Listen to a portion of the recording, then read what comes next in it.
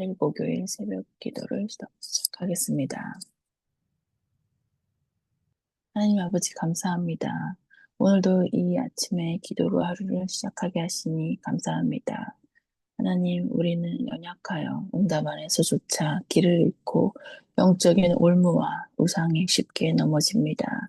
그 안에서 우리의 영적 상태를 점검하게 하시고 우리 안의 흑암을 깨닫고 오직 그리스도의 언약을 붙잡는 하루가 되게 해주시옵소서. 예수 그리스도 이름으로 기도드리옵니다. 아멘. 강단 말씀을 먼저 나누겠습니다. 언약 백성의 승리 이후의 함정이라는 말씀으로 사사기 8장 22절에서 28절 제가 읽겠습니다.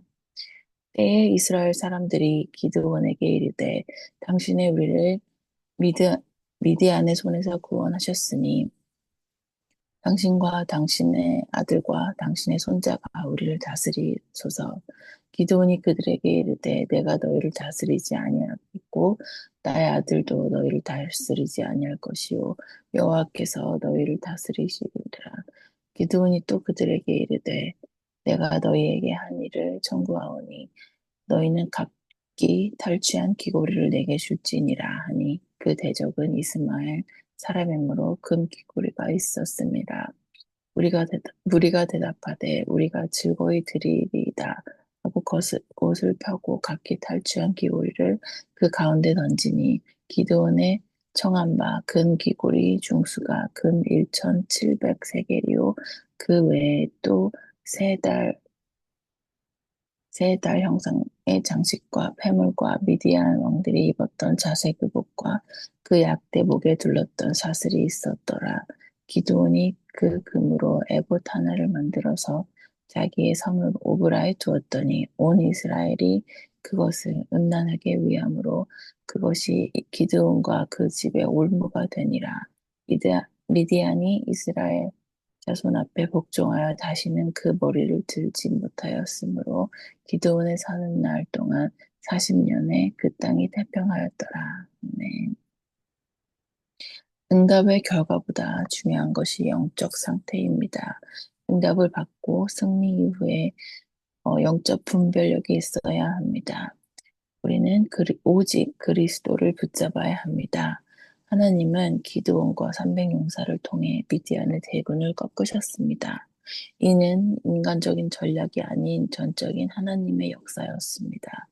그러나 이스라엘 백성은 하나님의 영광이 아니라 기드온이라는 인물을 바라보고 그를 왕으로 세우려 했습니다. 승리의 환호성 뒤에 감추인 인간의 부패와 시기와 인간의 동기를 보여주는 사건입니다. 사사기에는 이스라엘에 왕이 없었더라라고 계속 말하고 있습니다. 그러나 언약을 버렸기 때문에 재앙이 온 것입니다. 이스라엘의 우상을 섬기고 귀신을 섬기는 그 영적 상태가 바뀌지 않았기 때문에 육적인 왕을 세우면 된다고 생각했지만 바로 영적인 상태 때문에 재앙이 온 것이었습니다. 누가 내 인생의 주인인가가 더 중요하고 그 언약을 회복해야 한다고 하셨습니다. 예수는 그리스도 모든 문제 해결자라는 것이 인식이 된 다음에는 그 언약이 깊고 넓고 높게 이해가 되어져야 한다고 하셨습니다. 바로 기도를 통해서 그렇게 해야 하고 그것이 인생에 적용되어야 합니다. 그것이 바로 내게 체질이 되어야 한다는 말이라고 하셨습니다.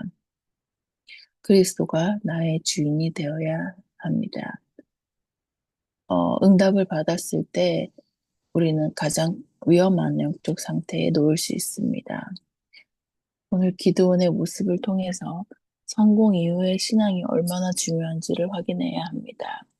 내 인생의 주인이 누구인지를 확실히 하지 않으면 응답과 성공이 나의 의가 되고 우상이 될 수 있다고 하셨습니다. 복음의 대열에서 되는 것입니다. 우리는 언제나 복음과 선교의 대열에 있어야 합니다. 성령의 인도는 승리할 때나 고난당할 때나 변함없이 바로 그리스도만 높이는 것이라고 하셨습니다. 나의 나된 모든 것이 주님의 은혜이고 그리스도가 나의 왕이십니다. 이것이 절대 바뀌면 안 된다고 하셨습니다. 승리 후에 기드온은 내면적인 갈등 앞에 놓였습니다. 기드온의 승리 앞에 에브라임 지파가 시기심을 가지고 항의하기 시작했습니다. 승리 이후에 이스라엘 지파 가운데 주도권 싸움이 많아졌습니다. 이때 기드온은 자신의 공로를 낮추고 에브라임의 업적을 훨씬 높다고 치켜 세워 주었습니다. 이스라엘 공동체의 분열을 막은 것입니다. 기드온의 겸손한 답 속에서 복음의 지혜가 나타났습니다. 복음의 눈을 가지고 갈등이 올 때 내가 옳다의 주장보다는 하나님의 나라를 먼저 생각해야 합니다. 내가 어떻게 하는 것이 교회에 유익한지를 생각해야 합니다. 결코 우리 인생에 손해가 없을 것입니다. 전도와 선교에 관심을 가져야 합니다. 그때 하나님이 나를 채워주신다고 하셨습니다. 세상의 싸움으로는 안 됩니다. 하나님이 나를 도와주셔야 하는데 바로 하나님 손에 완벽히 잡혀야 합니다. 그때 절대 불가능의 일이 절대 가능의 역사가 되어진다고 하셨습니다. 복음의 눈으로 나를 낮추고 교회를 살리고 공동체를 살려야 합니다. 무엇을 택하든지 하나님이 나를 축복할 것인데 하나님의 결과를 알고 나아가면 된다고 하셨습니다. 두 번째로 기드온은 육신의 집착과 복수의 함정에 빠졌습니다. 미디안 왕들을 추격하고 있을 때 비협조적이었던 성읍들을 징벌하게 되었습니다. 도움을 요청했을 때 거절에 대한 잔인한 복수를 했고 미디안 군대를 대파하고 돌아오면서 숫곳의 장로 77명을 잔인하게 죽이고 그 땅을 전멸했습니다. 기드온이 감정적인 집착을 했고 인간적인 보복을 했습니다. 그리고 열정이 집착으로 변질되는 것을 우리는 조심해야 합니다. 성령의 역사로 시작된 일이 육체적인 일로 끝나게 되기 때문입니다. 사역과 인생의 과정에서 만나는 반대자들을 육신적으로 대하지 말아야 합니다. 복수심은 기도를 막고 전도의 문을 닫기 때문입니다. 모든 심판은 하나님께 맡겨야 합니다. 하지만 세상에서는 그것이 통하지 않는다고 느껴질 것입니다. 우리는 하나님의 자녀입니다. 세상의 방법은 우리에게 답이 되지 않습니다. 모든 것을 하나님께 맡겨야 합니다. 그리고 기드온의 신앙이 변질되었습니다. 미디안이 다시는 고개를 들지 못할 정도로 승리를 하고 40년 동안 평화가 찾아왔지만 그 속에 숨겨진 영적인 흑암이 드러났습니다. 그것이 위험한 응답인지 아니면 더 나아가 하나님의 진짜 응답인지를 확인해야 합니다. 기드온이 왕권의 제의를 거절하면서 여호와께서 너희를 다스릴 것이라고 말했습니다. 하지만 그 말 뒤를 하고 나서 탈취한 금을 모아다가 에봇을 제작했습니다. 제사장은 레위 지파만이 할 수 있었던 일인데 제사장, 왕, 선지자 모든 직분을 다하겠다는 기드온의 본심이 드러난 사건입니다. 이로 인해서 기드온의 가문은 올무에 놓이게 되었습니다. 그 뒤로 기드온의 말년과 사후는 급격한 영적인 타락과 혼란을 가져오게 했습니다. 세겜에서 첩을 얻어 아비멜렉이라는 아들을 낳았습니다. 그 이름은 바로 내 아버지는 왕이라는 뜻입니다. 제사장도 하고 왕도 하고 싶은 은밀한 권력욕이 드러났습니다. 신앙은 바로 나의 복음입니다. 나부터 되어져야 합니다. 하나님을 다스린다고 말만 하고 진정한 복음 중심이 아닌 종교인이 되는 것이 바로 타락이라고 하셨습니다. 내가 받은 응답을 기념비로 만들지 말아야 합니다. 그것이 바로 기드온의 에봇이며 광야의 금송아지고 히스기야 왕의 노뱀이라고 하셨습니다. 오직 그리스도만 찬양해야 합니다. 결론적으로 승리보다 더 어려운 것은 승리를 지키는 영성이라고 하셨습니다. 기도원의 변질과 사후의 영적 타락을 보면서 우리는 우리의 영적 상태를 점검해야 합니다. 기드온은 위대한 사사였지만 마지막에 에봇이라는 올무를 남겼습니다. 우리는 끝까지 오직 예수 그리스도만 높이는 언약의 여정을 가야 한다고 말씀하셨습니다. 오늘의 기도 수첩 말씀을 나누겠습니다. 끊이지 않는 등불이 난 말씀으로 출애굽기 27장 20절에서 21절 제가 읽겠습니다. 너는 또 이스라엘 자손에게 명령하여 감람으로 짠 순수한 기름을 등불을 위하여 내게로 가져오게 하고 끊이지 않게 등불을 켜되 아론과 그의 아들들로 회막한 증거궤 앞 휘장 밖에서 저녁부터 아침까지 항상 여호와 앞에 그 등불을 보살피게 하라. 이는 이스라엘 자손이 대대로 지킬 규례이니라. 아멘. 영원한 흑암에 빠지게 되면 자손 대대로 어려움이 옵니다. 그리스도께서 여기에서 우리를 건져 주신 것입니다. 광야의 길은 언제 어려움이 닥칠지 모르고 언제 적이 쳐들어올지 모르며 언제든지 절망에 놓일 수 있는 길이었습니다. 절망 가운데에서는 사람의 도움이 필요가 없습니다. 아무도 도와줄 수 없기 때문입니다. 그때 진정한 기도를 할 수 있습니다. 하나님 앞에 진짜 기도를 하는 시간이기 때문입니다. 그 절망 속에서 하나님의 회복하시는 역사를 볼 때 진짜 기도의 축복을 알 수 있습니다.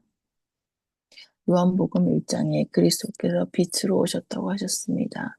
영접하는 자, 곧 그 이름을 믿는 자들에게 하나님의 자녀가 되는 권세를 주셨다고 하셨습니다. 영접할 때 바로 빛이 비치는 것입니다. 마태복음 5장에는 너는 빛이라고 하셨고 나의 신분을 믿을 때 그 빛의 역사가 일어나는 것이라고 하셨습니다. 우리를 구원하시고 빛이라 하셨습니다. 그리고 이 빛을 선전하기 위해서 부르셨다고 하셨습니다. 우리가 기도하고 이 빛을 전달할 때 하나님의 역사가 일어난다고 하셨습니다. 우리는 이 빛으로 흑암을 치유할 수 있습니다. 그 빛이 바로 237을 향한 빛이기 때문입니다. 이 능력이 아니면 청교를 할 수가 없습니다.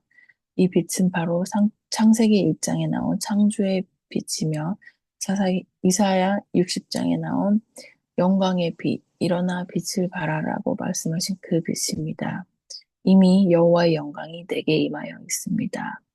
아가서 4장에서는 다윗이 1천망대를 세워 빛을 발했고 에스겔 37장 이 말씀이 비추었을 때 생기가 불어넣어져서 마른 뼈가 살아나 군대가 되었습니다.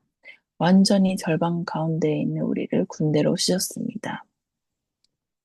요한복음 1장에 말씀이 곧 하나님이고 예수 그리스도가 하나님이시며 빛이시라고 말씀하셨습니다.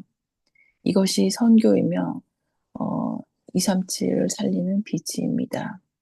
그리고 이 빛은 구원의 빛입니다. 성막 안에 24시 비추었던 그 빛이며 성막 밖에서는 밤에 비추는 그 빛이라고 하셨습니다. 여기서 세 가지 뜰을 말씀하셨습니다. 어두운 길을 가던 사람이 이 빛을 보고 살아난다고 하셨습니다. 또한 이 빛은 치유의 빛입니다. 흑암 문화가 강대국에 깔려 있고 후진국에는 모두 흑암에 잡혀 있다고 하셨습니다. 흑암의 질병을 치유해야 합니다. 바로 네피림의 문제를 이 빛으로 해결해야 합니다. 또한 흑암 경제를 치유해야 합니다. 이것이 바로 헌금이며 빛의 경제라고 하셨습니다. 경제가 없으면 흑암 경제를 절대 이길 수 없습니다. 기도하면서 드리는 선구 헌금이어야 합니다. 이 언약을 알고 전 세계에 빛을 발하는 것이 선교라고 하셨습니다. 이 복음이 로마 전체에 퍼졌습니다. 로마의 흑암이 무너져 온 유럽을 밝혔을 때 이것이 선교가 되었습니다. 이 빛을 이 빛이 바로 살리는 빛입니다. 선교는 끊이지 않는 빛을 발하는 등불이며 살리는 빛입니다. 우리의 시작은 복음이며 우리의 결론은 전도와 선교라고 하셨습니다. 우리의 그러므로 우리의 오늘은 과정일 뿐입니다. 응답이 있다 아니다가 아니고 과정일 뿐이라고 하셨습니다. 바로 세계 복음화로 가는 과정입니다. 항상 능력을 누리는 기도를 해야 합니다. 성령 충만을 받으면 권능을 받을 것이라고 했습니다. 그리고 땅 끝까지 이르러 증인이 될 만큼 능력을 주신다고 하셨습니다. 주일날 동안 깊은 언약을 붙잡고 일주일 동안 누리는 기도를 해야 합니다. 말씀 성취의 응답이 보일 것이고 날이 갈수록 강건해진다고 하셨습니다. 그리고 날이 갈수록 힘이 생기고 이것이 세상을 밝히는 어, 세상의 빛을 밝히는 기도가 된다고 하셨습니다. 말씀을 마치고 기도 제목을 나누겠습니다. 지금 한 주 동안 초대 원난 감남산 수련회가 진행되고 있습니다. 영원한 응답을 이룬 파수꾼의 망대 여정 이정표를 누리는 한 해를 바라보며 어, 파수꾼의 결단을 내리는 시간이 되게 해달라고 기도해 주세요. 새로운 한 해를 맞이해서 교회 공동체가 복음 안에서 든든히 서고 237 어린이 치유의 삶들을 회복하는 교회를 어, 만들게 해달라고 기도해 주시고 교회 안에 질병으로 힘든 시간을 보내고 계시는 분들과 중요한 일을 앞두고 계시는 분들이 하나님 앞에서 집중으로 기도하다가 문제가 답이 되고 근본적인 치유가 일어나며 하나님의 말씀이 언약이 되고 24, 25의 응답 그리고 영원한 작품으로 연결할 수 있도록 같이 기도해 주시고 대학 캠퍼스 현장의 렘넌트들과 사역자들, 군 선교 현장의 군 선교사들 그리고 산업의 학업 현장의 중직자들 모든 렘넌트들을 위하여 하나님이 주시는 힘으로 나아갈 수 있도록 한 해 동안 응답받게 해달라고 기도해 주시고 그리고 교회 안에 어린 렘넌트들을 위해 기도해 주세요. 우리 아이들이 언약 붙잡은 어른들의 뒷모습을 보며 나아갈 수 있도록 그리고 언약의 바톤을 이어가는 응답을 받을 수 있도록 기도해 주시고 주기도문으로 마치겠습니다. 하늘에 계신 우리 아버지여 이름이 거룩히 여김을 받으시오며 나라의 임하옵시며 뜻이 하늘에서 이루어진 것 같이 땅에서도 이루어지이다. 오늘 우리에게 일용할 양식을 주옵시고 우리가 우리에게 죄 지은 자를 사하준 것 같이 우리 죄를 사하여 주옵시며 우리를 시험에 들게 하지 마옵시며 다만 악에서 구하옵소서. 대개 나라와 권세와 영광이 아버지께 영원히 있사옵나이다. 아멘.